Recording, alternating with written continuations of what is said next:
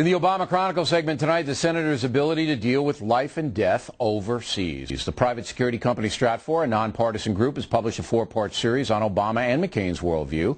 We have some of it posted on BillO'Reilly.com, and it's all on Stratfor.com.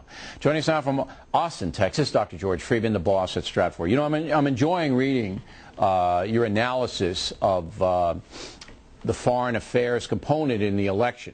What would you say is Barack Obama's weakest point vis-a-vis foreign affairs?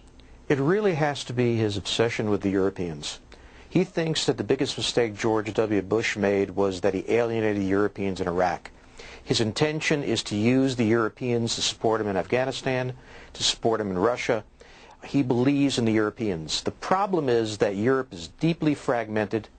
They go in very different directions, and most important, their military capability has declined dramatically since the Cold War.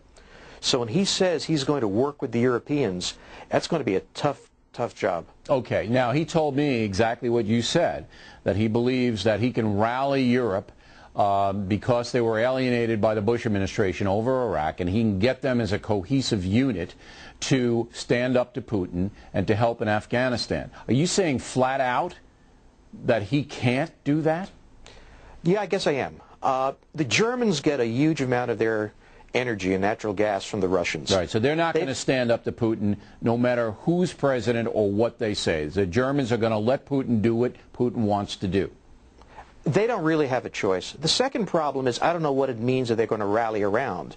To rally around us, it means they've got to have military force to deploy against the Russians in the Baltics, in Poland, to send to Afghanistan. They just don't have it. Even if they decided that they wanted to rally around an Obama presidency, they don't have the troops and the equipment? They simply don't have the force. You know, the Germans are in Afghanistan. They won't fight.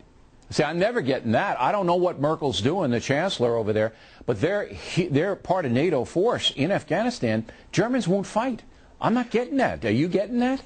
Well, I mean, we're getting that the Germans are not deeply committed, and we're getting they're not getting the logistical support they need, and she's clearly holding them back. And the idea that she's going to send more force is, I think, completely unrealistic. Why? Why would she be holding them back? Doesn't she understand that the Taliban and Al-Qaeda are going to come at Germany, too? Her view of the situation is she's got more important things to worry about right now than Taliban and Al-Qaeda. She's got the Russians to worry about.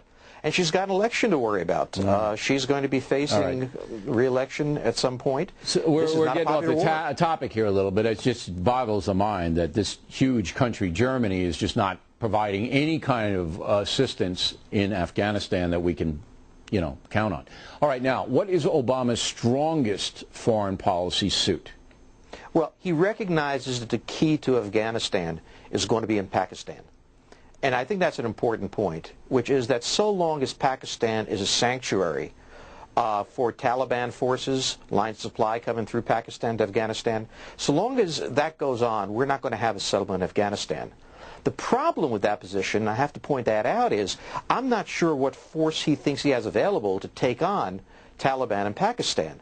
That's 180 million people. It's the same thing, though. He told me that he's going to convince the Pakistani government through a series of carrots and stick, the stick being, if you don't go after them, we're not going to give you the money that the Bush administration has been providing. Obama said that flat out to me, that he's going to convince the new Pakistani government to wage a war against these Islamic fanatics up in the mountains. Now, you think he's got a chance to do that? Well, nobody's been able to do that for the past 8 years, effectively, but he's also got to go beyond the mountains because the Taliban is down south, different area of the country, and in some cases, the Taliban is stronger than the Pakistani army. What he is really saying, what Obama is saying, is it's what has to happen, but if he pushes hard enough, he's going to trigger a civil war in Pakistan that will further destabilize the situation. Now, when you stack him up against McCain, I said earlier this week I thought McCain won the debate last Friday just by a little because he was more authoritative on the worldview, in my opinion. The polls show the opposite, that most folks think Obama won the debate. But when you stack Obama's foreign policy vision up against McCain's, what's the big difference there? Well, the big difference that showed up was on Pakistan. The real question that ultimately is going to be decisive is defense budget.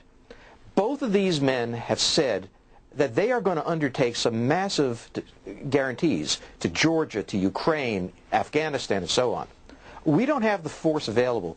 Neither really address the question of defense spending, but one gets the sense that Obama does not even have that on his agenda.